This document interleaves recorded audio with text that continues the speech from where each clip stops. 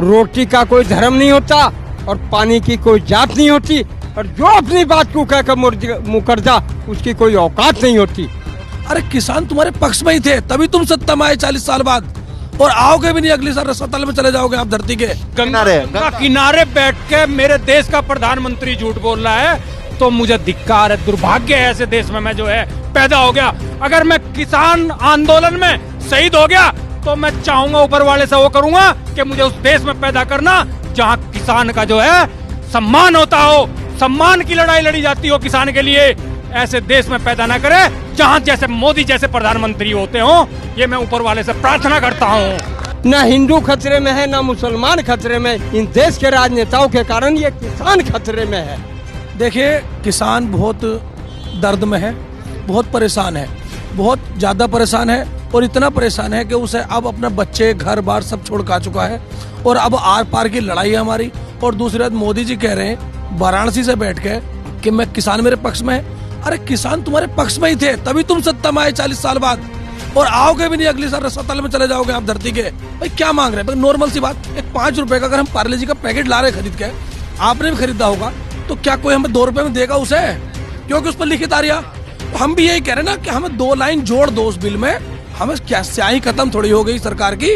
क्या इनकी खत्म हो गई सारी? लिख नहीं सकते अब जा 45 पन्नों का फर्रा बना दिया हमारे लिए काले कानूनों का, तो क्या 2 रुपए की स्याही और नहीं लग सकती? उसमें 2 लाइन जोड़ दो कि भाई इनकी एमएसपी से नीचे खरीद नहीं होगी और खरीद की गारंटी सरकार की। यही तो मांग रहे हैं हम। इनकी जय बोल के चले जाएं घर को अपने।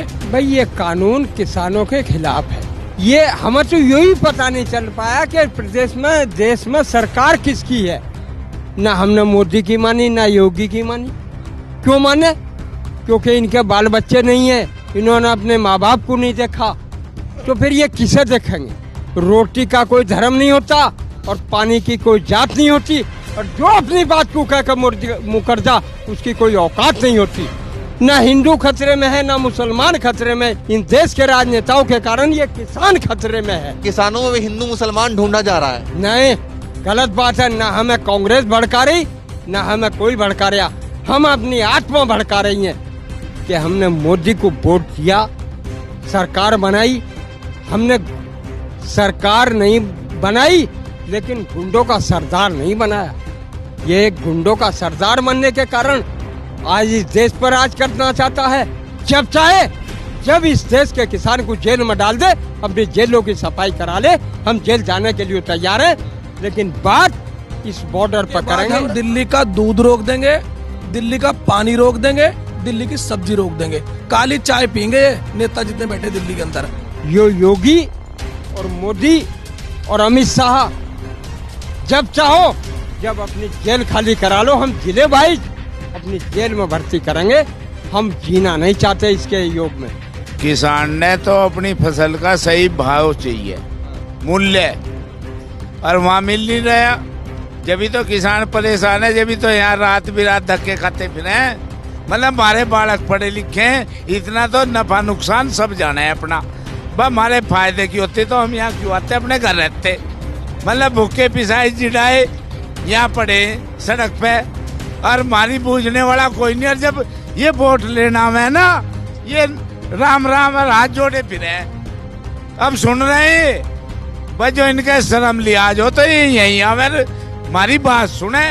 10 साल पुराना ट्रैक्टर नहीं चलेगा। क्यों भाई? तू 70 साल का हो गया, तू कैसे चल रहा है यार? राज कैसे कर रहा था इस पर?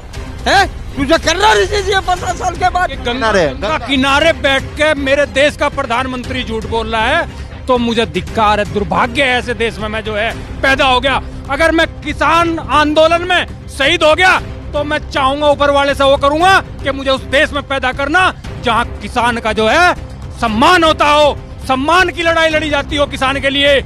ऐसे देश में पैदा ना करे जहां जैसे मोदी जैसे प्रधानमंत्री होते हो। ये मैं ऊपर वाले से प्रार्थना करता हूँ।